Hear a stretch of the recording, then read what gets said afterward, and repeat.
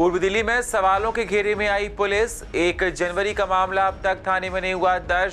Sunlight colony और पांडव नगर police टाल रही है मामले को। 14 दिन बाद बीत जाने के बाद पुलिस नहीं ढूंढ पाई है नवजात शिशु को। जीटीबी अस्पताल में 24 अक्टूबर को हुआ था बच्चा चोरी। सीसीटीवी कई हालात खराब होने की वजह से नहीं हो पा रही है पहचान। हर्ष विहार थाना पुलिस को मिली बड़ी कामयाबी। 15 साल से फरार चल रहे आरोपी को पकड़ा गया।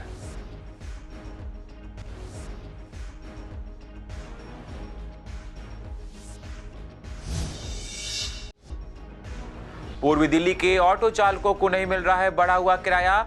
सीएनजी के दाम बढ़ने से ऑटो चालकों की बड़ी है परेशानियां।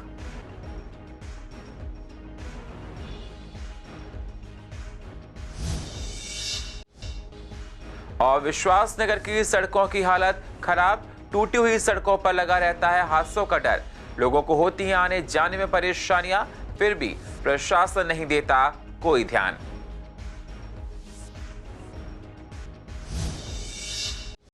नमस्कार, स्वागत है आप सभी का सीसीएन में। मैं हूं आपके साथ सुनील चौहान। आप देख रहे हैं पूर्वी दिल्ली खास। अब होते हैं रूबरू पूर्वी दिल्ली की अहम खबरों के साथ।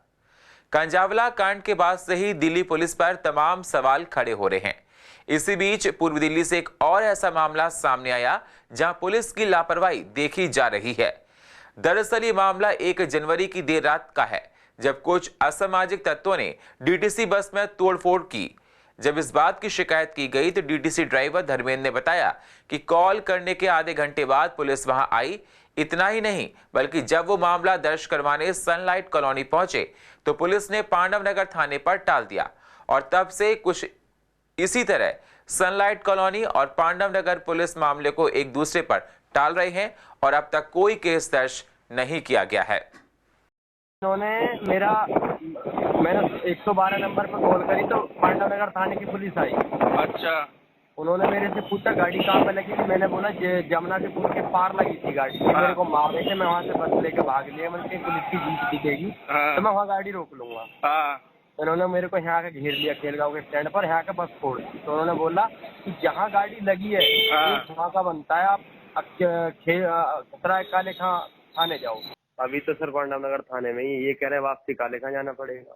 डीटीसी ने तो डैमेज डाल के दे दिया ना मेरे ऊपर। मैं कॉन्ट्रैक्ट का ड्राइवर हूँ, मैं अपने घर से भरूंगा, बताओ 2.5 लाख रुपए। वो तो मेरे को धमकी दे रहा, परसों कह रहा तूने मारी है बस। मैं कह रहा सर सीसीटीवी फुटेज निकाल लो। और कैमरा था जेंट्स जी के पास, कैमरे लगे हुए। वहाँ में साफ साफ पता लग जाएगा। मैंने इनकी गाड़ी में बस मारी है, इन्होंने मेरी गाड़ी में मारी। उन्हें तो नशा इतना ज्यादा हो रहा था कि उन पर खड़ा नहीं हो जा रहा था। उपद्रवियों ने गाड़ी के शीशे फोड़ दिए, साइड से फोड़ दिए, ड्राइवर को पीटा। ये गाजीपुर की बस थी, एसी बस थी। वीडियो में आपने सब कुछ देखा है। गाड़ी जिस गाड़ी में वो बंदे आए थे उस गाड़ी का नंबर है, उनका सबका चेहरा है और शराब के नशे में सबको दिखाई दे रहा था। ड्राइवर की कोई गलती नहीं है। लेकिन अभी तक हम इस इंतजार में बैठे थे कि हमारा विभाग उस कर्मचारी को लेकर कोई अच्छा एक्शन लेगा, पुलिस में एफआईआर कराएगा, उन लोगों पर कार्रवाई हो सकेगी ताकि कर्मचारियों का मनोबल बढ़े। लेकिन देखने में आ रहा है कि विभाग कोई कार्रवाई नहीं कर रहा। अभी तक कोई कार्रवाई नहीं हुई है। और हम अब तक ये देखते आए हैं, अगर कर्मचारी से कोई छोटी सी मिस्टेक भी हो जाती है तो उसके साथ बड़ी तगड़ी कार्रवाई की जाती है। और यहाँ पर कर्मचारी बिल्कुल निर्दोष है। पूर्वी दिल्ली के जीटीबी अस्पताल में 14 दिन पहले एक बच्चे का जन्म हुआ था। जन्म के 1 घंटे बाद ही बच्चे को अस्पताल से एक महिला चुराकर फरार हो गई थी। लेकिन महिला का चेहरा अस्पताल में लगे सीसीटीवी में कैद हो गया।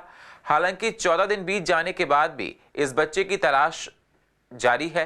अस्पताल से मानसरोवर पार्क की तरफ आने में और जीटीबी अस्पताल से नंद नगरी की तरफ जाने में जो सीसीटीवी कैमरे लगे हैं, लेकिन अधिकतर कैमरों की स्थिति खराब है और अस्पताल के गेट पर जो पुलिस बूथ बना हुआ है उसका कैमरा भी दिन में नहीं चलता है। रात में स्ट्रीट लाइट चालू होने पर भी चलता है। इसकी सूचना जब डीसीपी को पता लगी तो उन्होंने उसे जल्द ही इस मामले पर कार्रवाई करने को कहा। पुलिस अब तक उस बच्चे को खोज नहीं पाई है जो अस्पताल से चोरी हुआ था। पूर्व दिल्ली में पुलिस के हाथ बड़ी सफलता लगी है। हर्ष विहार थाना पुलिस ने एक ऐसे भगोड़े बदमाश को गिरफ्तार किया है जो पिछले 15 साल से फरार चल रहा था। कोर्ट ने उसको घोषित किया था। पुलिस ने बताया कि बदमाश ने नंदनगरी थाना क्षेत्र में एक व्यक्ति को अगवा कर लिया था, जिसके बाद वो फरार चल रहा था और कोर्ट ने उसको भगोड़ा घोषित कर दिया था, लेकिन अब पुलिस ने उसे धर दबोच लिया है। सीएनजी के दाम बढ़ने के बीच ऑटो, कैब और टैक्सी चालकों को काफी दिक्कतों का सामना करना पड़ रहा है। दरअसल ऑटो चालकों और कैब चालकों ने लगातार किराया बढ़ाने की मांग की थी, लेकिन अभी तक इन्हें बढ़ा हुआ किराया नहीं मिला है, जिससे लोग ना ही यात्रियों से बढ़ा हुआ किराया मांग पा रहे हैं और ना ही उनके मीटर में नए किराए का रीसेट हुआ है। अब एक तरफ सीएनजी के दाम बढ़ गए हैं और दूसरी तरफ यात्रियों से बढ़ा हुआ किराया भी नहीं मिल पा रहा है। उनका कहना है कि सरकार किराया बढ़ाने की सिर्फ बात कर रही है, लेकिन किराया नहीं बढ़ा रही है। किराया तो सरकार ने पेपर में दिया था कि 31 रुपये से मीटर डाउन हो जाएगा। अच्छा। लेकिन अभी हम लोग अभी पेपर में भी नहीं दिया है कि हाँ पैसा लिया जाए, दिया था कि हाँ बढ़ जाएगी, लेकिन हम लोग अभी मीटर भी नहीं अभी रिवाइज करवाए हैं और उसी पर चला रहे हैं। अभी मीटर रिवाइज नहीं हुआ है, नहीं। इसके लिए क्या करना होता है मीटर रिवाइज करवाने के लिए? वो 2000-2500 रुपया खर्चा होता है। वो हाँ, आपको करवाना लेकिन सरकार पूरा उसका अगर ये बतावे ना कि हाँ ये बढ़ गया किराया इतना, जब ही हम बढ़ाएंगे ना। अच्छा। नहीं तो ऐसे तो हम लोग कह रहे हैं कि भाई 40 रुपये गैस था, 80 रुपये गैस हो गया, तो सवारी मांगते हैं तो 4 रुपये दे देता है, 5 रुपये फालतू। हाँ यही बात है। नहीं, किराया बढ़ा नहीं है।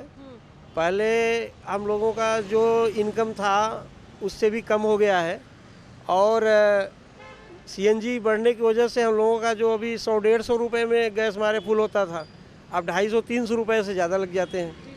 हाँ, अब काम भी नहीं है उतना, कंपटीशन है, ई रिक्शा है, ओला उबर है, ऑटो का जो भी ऑनलाइन कुछ लोग किए हैं, कुछ लोग ऐसे ही चल रहे हैं, तो हमारे इनकम भी कम हो गया है और केजरीवाल जी ध्यान भी नहीं दे रहे हैं। अब किराया बढ़ेगा तो उसके लिए गवर्नमेंट एक प्रोसीजर डालती है, सबके लिए आ जाता है ऑर्डर कि आप रिवाइज़ कराइए, हम रिवाइज़ तब कराते हैं, लिस्ट भी आ जाती है। तो ऐसा नहीं है, अभी किराया बढ़ा नहीं है, केवल इसकी मांग की गई है यूनियन की तरफ से, ऑटो वालों की तरफ से मांग है कि हमारे किराए बढ़ाए जाएं। जब सीएनजी की सब्सिडी केजरीवाल भी नहीं कम कर रहे हैं कि सब्सिडी कम कर दें तो थोड़ा हमारा सीएनजी में राहत हो जाए, तो ये कर नहीं रहे हैं। नहीं, किराया नहीं बढ़ा। पहले इलेक्शन एमसीडी के चौथे महीने में होने थे, तब भी केजरीवाल ने कहा था कि किराया अब बढ़ेगा, अब बढ़ेगा। जब इलेक्शन कैंसिल हो गए, फिर दोबारा होने चालू हुए, तब फिर दोबारा कहा कि किराया बढ़ेगा, तो अभी तक अलाउ नहीं करा है जी। नहीं, दिक्कत ये है कि 100-150 रुपये का तो फ़र्क पड़ता ही है। पहले 150 रुपये की गैस में काम होता, अब 300 रुपये की गैस में काम होता है। नहीं, जब बढ़े ही नहीं तो मांगते ही नहीं है जी।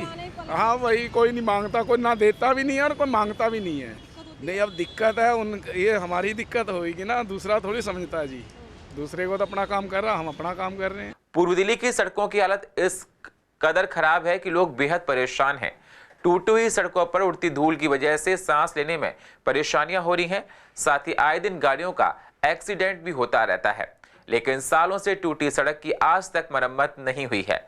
लोगों का कहना है कि इतनी बड़ी यूनिवर्सिटी बनी है, लेकिन सड़क बेहद जर्जर है, जिससे हादसों का डर लगा रहता है और आने जाने में बहुत सारी परेशानियां होती हैं। धूल ये दुनिया भर के यहाँ पे एक्सीडेंट हो जाते हैं, चोट लग जाती है, सांस लेने में दिक्कत होती है, इससे धूल उड़ती है। धूल उड़ेगी तो हम बुढ़े आदमी हैं तो हमें तो यहाँ से धूल उड़ती है, लेके बैठ ना पाता, क्यों घरों में जगह नहीं है हमारे। अच्छा, इसलिए धूप के लिए हम बैठते हैं। हम चोटें भी लग जाती है, लोग गाड़ियों यहाँ चोट लगती है, आए दिन यहाँ पे एक्सीडेंट होते रहते हैं।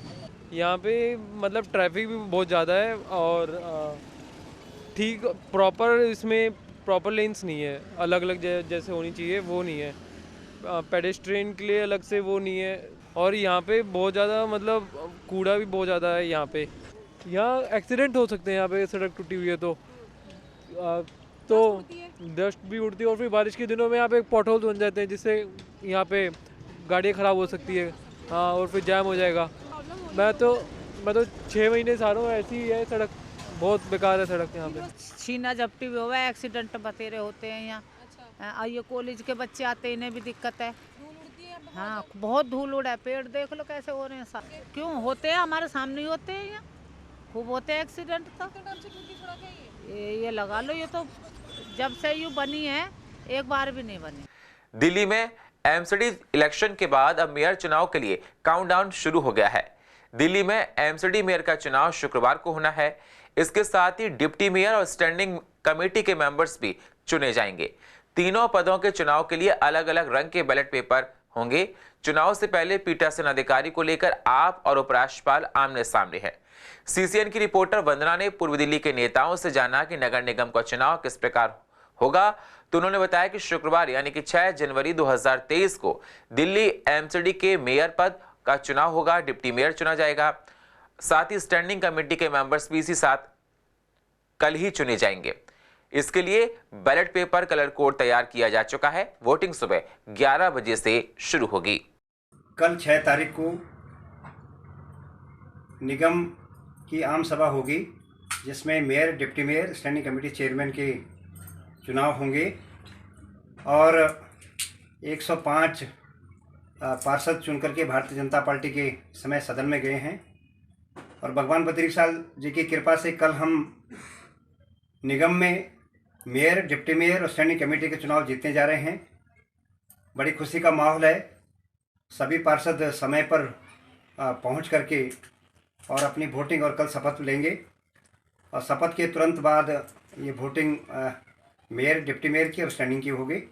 और हम पूरे आशान्वित हैं कि कल मेयर, डिप्टी मेयर और स्टैंडिंग कमेटी के चुनाव में जो 3 मेंबर हैं वो विजेता होंगे। और ऐसे आशा के साथ मैं सभी नवनियुक्त जो पार्षद हैं, भाई बहन हैं, अपनी अंतरात्मा के हिसाब से वोट दें, क्योंकि भारतीय जनता पार्टी विगत 3 वर्षों में जो काम निगम में किए हैं अनोखे काम थे। कल 6 तारीख को जो निर्वाचित निगम पार्षद हैं वो कल शपथ लेंगे, तो 250 निगम पार्षदों की शपथ होगी। उसके साथ साथ जो नॉमिनेटेड 14 विधायक हैं, उसके अलावा 10 जो सांसद हैं, 3 राज्यसभा के, 3 लोकसभा के, और साथ में जो एल्डरमैन हैं 10, ये सब शपथ लेंगे। और उसके बाद कल जो है मेयर और डिप्टी मेयर का चुनाव है और फिर पीठासीन अधिकारी के नाते मेयर बैठ के, और उसके बाद 6 मेंबर जो हमारे स्टैंडिंग कमेटी के जो बनेंगे हेडक्वार्टर के, उनका भी कल चुनाव है। तो कल ये सारे संवैधानिक काम पूरे होने के बाद उसके बाद जो जोन के चेयरमैन हैं, जोन की कमेटियों का गठन होगा और जोन से जो 1 मेंबर हमारा जो स्टैंडिंग कमेटी में आता है उसका भी गठन होगा। और उसके बाद स्टैंडिंग कमेटी, और स्टैंडिंग कमेटी के बाद बाकी जो एडॉक कमेटियां हैं उन सब का गठन होगा। तो ये सारी संवैधानिक प्रक्रिया है एमसीडी के अलग अलग कामों के लिए। पूर्व दिल्ली नगर निगम के सबसे बड़े अस्पताल स्वामी दयानंद में असामाजिक तत्वों के डर के कारण से पिछले 3 सालों से मेन गेट बंद है। इन सब का खामियाजा अस्पताल में आने वाले मरीजों को भुगतना पड़ रहा है। इस गेट से इमरजेंसी वार्ड तक पहुंचने में मरीज को जहां चंद मिनट का समय लगता था, अब वहीं ये गेट बंद होने के कारण से मरीजों को नए गेट से जाना पड़ता है, जिसमें मरीजों को 10 से 15 मिनट का समय लग जाता है। इस गेट को खुलवाने के लिए स्थानीय लोगों और सामाजिक संगठनों ने कई बार अस्पताल प्रशासन से आग्रह किया, लेकिन उनकी ओर से कोई एक्शन नहीं लिया गया। इसी संबंध से जब हमने अस्पताल के सीएमओ डॉक्टर ग्लैडविन त्यागी से बात की तो उन्होंने कहा कि इस गेट को बंद करने का मुख्य वजह असामाजिक तत्व हैं और गेट के आसपास कई झुग्गी हैं। गेट के पास ही आकर वो गलत काम करते थे, इसलिए ये बंद करना पड़ा है। एक्चुअली इस गेट को जो बंद किया गया था वो इसलिए बंद किया गया था, आपने देखा होगा कि गेट से निकलते ही एक बड़ी प्राइम रेड लाइट है जी। जिस रेड लाइट पे 3 तरफ से ट्रैफिक आता है और अक्सर वहाँ जाम लगता है। तो सवेरे के टाइम पे, क्योंकि जिस टाइम पे ट्रांसपोर्ट का लोड बहुत ज़्यादा होता था, स्टाफ आता था जाता था, और उस टाइम पे वहाँ जाम लग जाता था। लोग 1-1 घंटा 1.5 घंटा उस जाम में खड़े रहे हैं। दूसरी चीज़, कई बार एम्बुलेंसेज उस पर फंसी हैं। तीसरी चीज़, जो गेट नंबर 1 के आगे सड़क है वो आपने देखा बड़ी पतली सी सड़क है। वहाँ पे रेहड़ी वाले, पटरी वाले और जो वेंडर्स होते हैं, जो या रिक्शा वाले, ऊपर से विक्रम वाले, ये सब लोग इकट्ठा जमावड़ा कर लेते हैं। तो वो बहुत छोटी जगह बन जाती है, जिसकी वजह से जो लोग ओपीडी में आते थे, जो लोग हॉस्पिटल में जिनको व्हीकल से आना जाना होता था, उनकी शिकायतें लगातार हमें मिलती रहती थी, जिस वजह से इस गेट को बंद करने का निर्णय लिया गया था। उसमें कमिश्नर साहब का एक राउंड हुआ था आपसे लगभग 3 साल पहले, तब इसको बंद किया गया था। जो बात आप चोरी चकारी की बता रहे हैं, ये बात भी अपनी जगह बिल्कुल ठीक है कि पहले जब तक ये गेट बंद नहीं हुआ था उससे पहले चोरियां बहुत होती थी, लेकिन जब ये गेट बंद हो गया तो उसके बाद में जो वो डेली बेसिस की लोकल चोरी थी उनमें काफ़ी विराम लग गया। एक अस्पताल में 7-7, 8-8 गेट होते हैं। आप जीटीबी में देखिए, आप जीटीबी में आप देखेंगे कि आपके 7 गेट हैं, उसमें से 5 गेट हमेशा बंद ही रहते हैं। तो ये तो सुविधा के नीड के हिसाब से है। उसमें आप इबास में देखिए, हमारे गेट के बराबर में इबास का गेट है खुला हुआ, उनका बिल्कुल चौराहे पे एक गेट है जो आज तक नहीं खुला, उसके आगे गेट है, कभी खोलते हैं कभी। तो ये तो नीड के उसके हिसाब से गेट कोई इशू तो है नहीं। पूर्व दिल्ली के ईस्ट गुरु अंगद नगर की मेन सड़क करीब 1 साल से जर्जर हालत में है। ये सड़क झील से होते हुए सीधे विकास मार्ग को जोड़ती है। स्थानीय लोगों के मुताबिक जगह जगह सड़क टूटी होने के कारण से हमेशा हादसा होने का डर बना रहता है। बाइक वालों के लिए सबसे अधिक खतरा रहता है। ये रोड झील, गीता कॉलोनी, कुरेजी खास, ISBT समेत कई जगहों को जोड़ती है। इसके बावजूद सड़क का हाल बुरा है। रात में गड्ढों का पता नहीं चल पाता, जिस कारण से कई बार हादसे हो चुके हैं। कई बार प्रशासन को इस बात से अवगत कराया गया, लेकिन कोई सुनवाई नहीं हुई है। पूर्वी दिल्ली के गुरु अंगद नगर की ये सड़क हम आपको दिखा रहे हैं। लोगों ने बताया कि पिछले 6 महीने से ज़्यादा इस सड़क को हो गए हैं और अब तक इसकी रिपेयरिंग नहीं हो रही है। अगर रात की बात की जाए तो रात में काफ़ी दिक्कतों का सामना करना पड़ रहा है और आप देख सकते हैं किस तरीके से कितने गहरे गहरे गड्ढे हो रहे हैं। लोगों को अगर गाड़ी की अगर बात की जाए उन्हें काफ़ी दिक्कतों का सामना करना पड़ रहा है। 5-6 महीने से ज़्यादा ही हो गया। 5-6 महीने से ज़्यादा। कोई एक्सीडेंट भी होता है यहाँ पर? दिक्कत तो रहती है। रात के समय कितनी दिक्कतें होती हैं? रात का तो पता नहीं हमको यार। नाइट में जलती है यहाँ पर? रोड की समस्या ही अभी तक सही नहीं हुई। कई बार कंप्लेंट दे चुके हैं। इससे पहले 3 साल पहले इसकी मरम्मत हुई थी, उसके बाद से ये रोड ऐसे ही है। पास में अस्पताल भी है यहाँ पर, तो इस रोड पर आप देख सकते हैं कि किस तरीके से लोगों को आने जाने में दिक्कत होती है। अब सवाल ये है कि कब तक ये रोड सही होगी, क्योंकि कई बार यहाँ पर जो लोग हैं उन्होंने कंप्लेंट दे रखी है लेकिन कोई सुनवाई नहीं है। वीडियो जर्नलिस्ट रविकांत के साथ मोहित शर्मा, CCN लाइव। दिल्ली में यमुना की सफाई को लेकर सरकार और गैर सरकारी दावे लगातार होते रहे हैं। अब दिल्ली में यमुना की सफाई को लेकर रिपोर्ट के अनुसार CPCB ने जब 2018 और 19 में यमुना के अलग अलग लोकेशन से पानी के सैंपल्स लिए, तब बायोलॉजिकल ऑक्सीजन डिमांड की सबसे ज्यादा मात्रा 83.0 मिलीग्राम प्रति लीटर थी और 2021 और 22 में लिए गए नमूनों में भी इसकी मात्रा 83.0 मिलीग्राम प्रति लीटर ही मिली है। मतलब 4 साल पहले यमुना में प्रदूषण की स्थिति जैसी थी वो आज भी है। इस पर हमने CPCB सदस्य डॉक्टर अनिल गुप्ता से बातचीत की तो उन्होंने बताया कि दिल्ली में यमुना के पानी की गुणवत्ता 8 स्थानों पर मापी जाती है, लेकिन 3 जगह ओखला बैराज, ओखला ब्रिज और ITO पर बायोलॉजिकल जो ऑक्सीजन डिमांड की मात्रा है वो सबसे ज्यादा मिलती है। साथ ही उनका कहना है कि दिल्ली में यमुना सबसे ज्यादा प्रदूषित इसलिए है क्योंकि यहाँ तमाम छोटे बड़े नालों का पानी गिरता है। जब तक इसे नहीं रोका जाएगा तब तक स्थिति में कोई सुधार संभव नहीं है। Central pollution control board normally studies करती हैं सभी रिवर्स की और पूरे देश की रिपोर्ट्स को जारी करती हैं। अभी जो लेटेस्ट रिपोर्ट आई है 2022 की, उसमें भी इसको हमने ग्रेड 1 यानी हाईली पोल्यूटेड रिवर में माना। और सबसे बड़ी बात है, जब ये दिल्ली में एंटर करती हैं वजीराबाद पुल के पास से और ओखला तक जाती है तो इसका BOD लेवल 83 आता है, जो इस बहुत ही जिसको प्रदूषित श्रेणी में हम मानते हैं। हमने जब पहले देखा 2016 की रिपोर्ट देखी, 17 की, 18 की, 8 जगह इसके मॉनिटरिंग स्टेशंस हैं और कोई फ़र्क नहीं आया। इसका रीज़न क्या है? सरकार बहुत वायदे कर रही है साफ करेंगे, पर ज़मीन पे कोई इसका अभी तक निष्कर्ष नहीं आया है, क्योंकि 2016 से लेके आज तक जो हमारे पास रिपोर्ट हैं वो कोई चेंजेस नहीं आए। सिर्फ ये ज़रूर है कि आपको सीवरेज व्यवस्था ठीक कर रहे हो, नाले में कुछ काम कर रहे हो, ज़मीन पे कुछ नहीं। इतने साल होने के बावजूद भी और आपको स्पष्ट नज़र आता है, आप नजफ का ड्रेन उसमें डाल रहे हो, शादरा ड्रेन डाल रहे हो, तो कल्प्रिट कौन है? सबसे बड़ा जो कल्प्रिट है वो शादरा ड्रेन है जो ओखला ब्रिज के बाद डलता है। अब वहाँ पर इन्हें कोई सिस्टम ही नहीं है, वहाँ जब डलता है तो इसका 83 के करीब आ जाता है। पूर्व दिल्ली की अधिक जानकारी के लिए आप YouTube पर जाकर CCN लाइव को सब्सक्राइब करें और फ्रेश अपडेट लेते रहें। और फिलहाल पूर्व दिल्ली खास में इतना ही। बाकी खबरों के लिए आप बने रहिए CCN के साथ। तब तक के लिए नमस्कार।